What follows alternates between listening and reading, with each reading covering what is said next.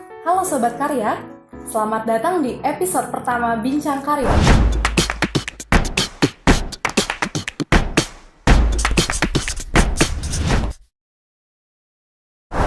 Saya Raisa, mahasiswi IPB Angkatan 53 yang akan menjadi host pada kesempatan kali ini.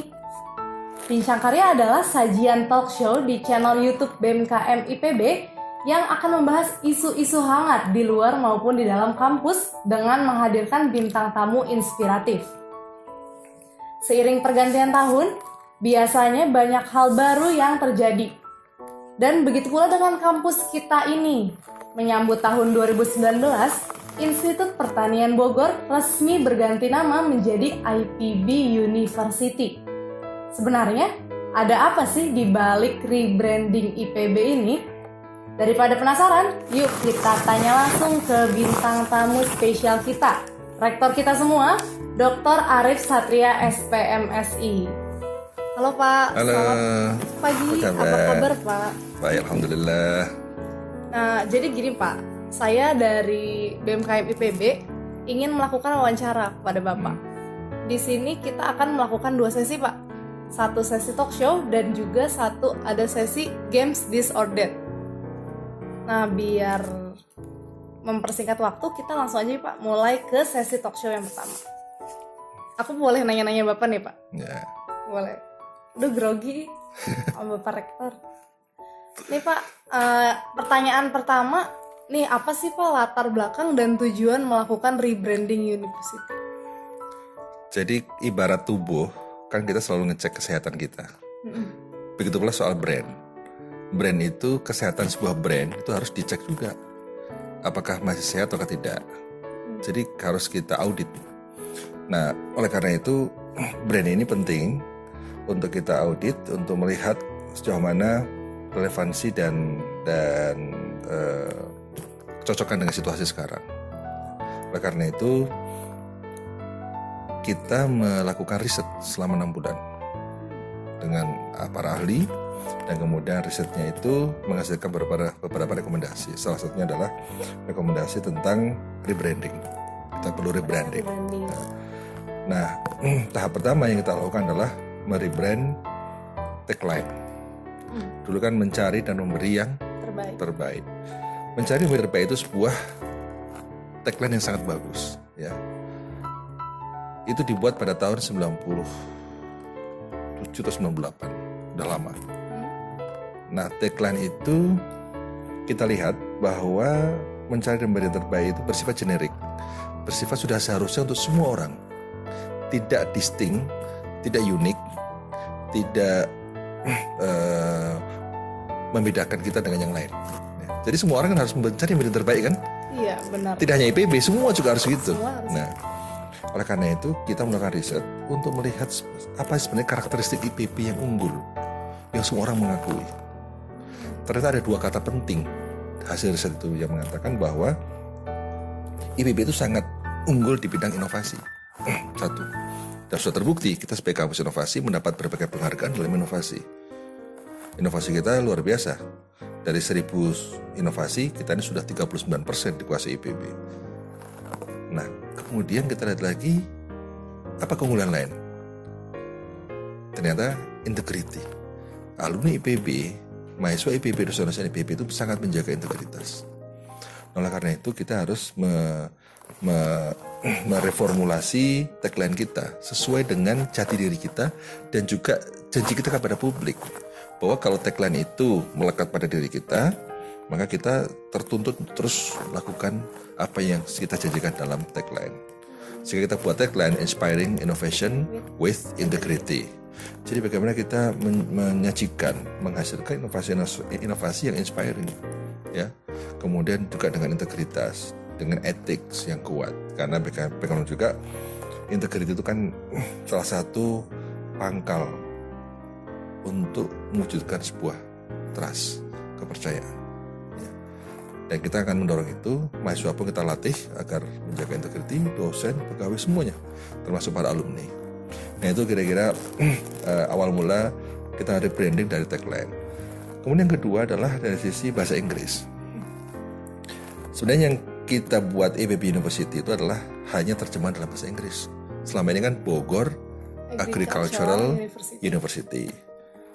Jadi kalau di berbagai kesempatan kita ngomong seperti itu, Bogor Agricultural University, emang apa ya, agak sulit kan diucapkan gitu.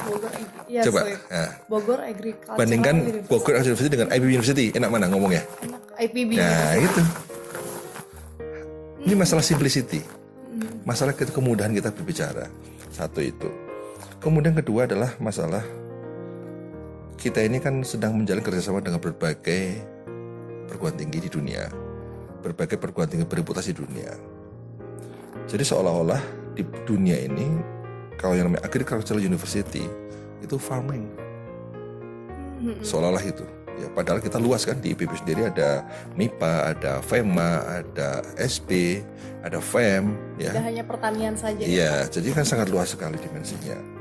Namun kalau kita tetap menggunakan itu, sudah orang a priori itu kita belum ngomong apa sudah diblok duluan. Sudah ada mindsetting. Nah, mindsetnya udah berbeda begitu ngomong. Saya datang ke MIT waktu itu. Begitu saya sampaikan I'm coming from Bogor Agricultural University, dia mengatakan, oh kamu harus ke kampus-kampus Nebraska, kampus-kampus yang ada pertaniannya, bukan ke Harvard, bukan ke MIT dan sebagainya. Padahal kita punya energi, punya environmental governance, climate change, punya kajian-kajian sebenarnya relevan dengan kampus-kampus yang lain. Nah, ini sebenarnya itu adalah bagian dari kita untuk menghindari a priori itu, menghindari pengkota-kotaan oleh partner-partner kita. Wageningen University, dulu namanya Wageningen Agricultural University. Sekarang namanya Wageningen University and Research. Dan sekarang di QS World University Ranking, dia ranking 1 di dunia. Belanda. Ya. Sekarang nomor 1 dunia Wageningen University and Research, WUR singkatannya. Ya. Kemudian ada lagi Texas Agriculture and Machinery. Sekarang jadi Texas A&M University di Amerika sendiri. Dan perguruan tinggi di Amerika hampir semua ada pertanian, semua ada. Tapi tidak ada yang menyebut agriculture di depannya. Ya, ya, UPM Malaysia juga sama. Ya, hampir semua. Jadi ini adalah bagian dari kita bukan menghindar dari pertanian, bukan, justru pertanian harus kita perkuat. Tapi kalau orang belum apa-apa sudah a priori duluan, ya kita tidak bisa punya peluang lebih besar untuk bisa menjajaki kerjasama supaya Raisa bisa exchange program ke MIT, ke Harvard, ke Oxford, gitu kan? Jadi seolah-olah kalau agriculture dengan agriculture dan sebagainya. Itu alasan yang kedua. Ya. Itu pengalaman pribadi. Nah kemudian dan yang ketiga, ya ini sekarang kita terus melakukan rebranding pada level internasional maupun pada level nasional. Pada level nasional nama kita tetap Institut Pertanian Bogor, itu tetap tidak berubah, tetap IPB, ya. Itu hanya bahasa Inggrisnya aja yang berubah. Hanya bahasa Inggrisnya. Jadi dengan adanya perubahan nama ini sebenarnya tidak ada yang berubah ya Pak dari kampusnya sendiri. Nggak ada berubah. Cuman kalau kita keluar IPB University, ya biasa pro kontra orang itu kan yang namanya perubahan itu tidak ada yang 100% setuju. Itu sudah. Tapi kan kita harus berbuat untuk masa depan IPB. Namun IPB juga harus selalu rebranding, selalu harus melakukan upaya-upaya untuk memikat hati anak-anak SMA. Sekarang anak-anak SMA melihat IPB seperti apa, itu harus kita potret, dan kita sudah melakukan riset itu. Ternyata orang-orang yang selama ini duduk di bangku SMA mau kuliah melihat kata pertanian juga dalam perspektif yang sangat sempit. Iya, kepikirannya nyangkut. Ya itu kan, Anda sendiri kan merasakan toh, ya, bagaimana ketika Anda SMA, ketika Anda SMA seperti apa. Tapi setelah tahu, oh ternyata IPB luas dan sebagainya. Tapi apakah harus masuk dulu? Apakah harus kita jelaskan dulu setengah jam, 1 jam baru orang, oh begitu. Nah, kita pun selalu dalam berusaha untuk merebranding. Dan kita yang keempat adalah, ini adalah tugas dari MBA ke rektor. Dalam rencana jangka panjang IPB memang salah satu tugas rektor mengkaji perubahan nama. Mengkaji perubahan nama agar kita memang punya daya pikat yang luar biasa sehingga anak-anak terbaik yang ada di Indonesia ini bisa kembali masuk IPB.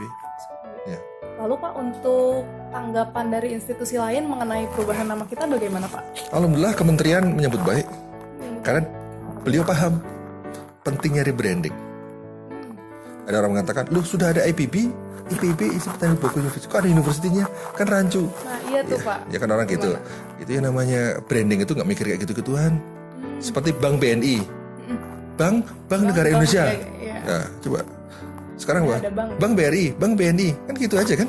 Nah, itu branding itu kan nickname kayak panggilan aja.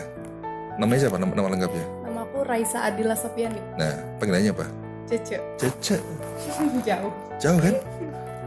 Orang Anda lebih nyaman dipanggil Cece kan daripada dipanggil sepanjang itu. Iya. Coba kalau namamu dipanjang Raisa Adila Sofiani. Raisa Adila Sofiani disebut berkali-kali. Capek nggak orang itu? juga. Iya. Jadi ini hanya sebuah Nickname, nama panggilan. nickname. Oh, Kalau nama panggilan ya memang apa namanya agak aneh-aneh gitu, ya kan? Raisa kok tiba Cece gitu kan apa? Nah kan gitu sama saja kan? iya sama aja. Kemudian kalau Bogor Agricultural University disingkat apa? Bau. Nah, BAU. bau. Bau. Enak nggak? Nah, jadi kita ingin agar IPB University ini di luar itu dikenal sebagai kampus yang memang bidang kajiannya tetap core-nya adalah bidang pertanian, bidang kelautan, bioscience dan sebagainya, yang punya reputasi. Ya. Lalu Pak, strategi apa saja nih Pak yang udah dilakuin? Ya kita sosialisasi, kemudian kita terus menangkap aspirasi juga. Hampir mayoritas alumni yang bergerak di bidang sektor-sektor modern di perusahaan-perusahaan multinasional itu merespon sangat-sangat positif. Orang yang tahu branding akan merespon sangat positif. Ya. Jadi bagi orang yang tahu branding, yang belajar branding, pasti gila ini. Ya, gitu. Tapi bagi orang yang nggak tahu branding, gimana sih? Kenapa sih kok berubah? Kenapa sih kok IPB University sudah ada institutnya, ada universitinya, kacau. Jadi orang yang nggak tahu branding itu selalu mempersoalkan kalimat kata-kata itu. Iya, Nah, iya. ya gitu. Sebagian besar mahasiswa mempertanyakan Nah, kenapa ada itu institut kan- dan universitas. Nah itu di sana. orang kadang-kadang berpikir gitu karena memang belum tahu tentang branding dan belum punya pengalaman betapa pentingnya branding. Jadi penting banget ya guys branding buat kedepannya nanti biar nama IPB lebih bagus lagi ya Nah Pak. kan IPB. Jadi sekarang IPB sebagai brand. Nah, IPB sebagai brand seperti hanya BNI. Bank BNI. Mana ada nggak sekarang orang menyebut Bank Negara Indonesia? Nggak ada. Udah nggak ada lagi kan? BNI. BNI itu BNI sudah brand. Kita IPB juga brand. Kementerian itu sangat merespon positif sekali karena para pejabat di kementerian tahu persis, Pak Sekjen tahu persis tentang pentingnya branding. Ya. Benar banget ya Pak. Terus yang terakhir nih Pak, harapan Bapak ke mahasiswa IPB untuk mendukung rebranding ini Pak. Oleh karena itu rebranding itu kan kita harapkan apa yang kita tampilkan itu sesuai dengan kenyataan. Rebranding nama, rebranding tagline, nah, termasuk penampilan kita itu adalah bagian dari branding. Jadi branding itu tampilan gedung, tampilan kebersihan, tampilan kita berlalu lintas. Ya, seminggu mahasiswa memang satu ya harus sesuai dengan tagline itu, integriti dijaga, pola berpikir inovatif, taat aturan. Coba kalau misalnya orang naik ojek berempat, bertiga, kalau sore sering lihat kan mahasiswa kan, Iya. mahasiswi lagi, bukan mahasiswi lagi kan itu. Saya sering melihat itu, saya doa, Insya Allah. Itu kan bagian dari apa? Bagian dari apa namanya? Sesuatu hal yang bisa merusak branding kita. Ya. Jadi kalau mahasiswa tak tahu lintas, begitu masuk kampus pakai helm, pakai motor yang ada STNK-nya, punya SIM, semua itu menunjukkan orang-orang yang beradab. Jadi lalu lintas itu adalah bagian dari peradaban, cerminan peradaban, gitu kan.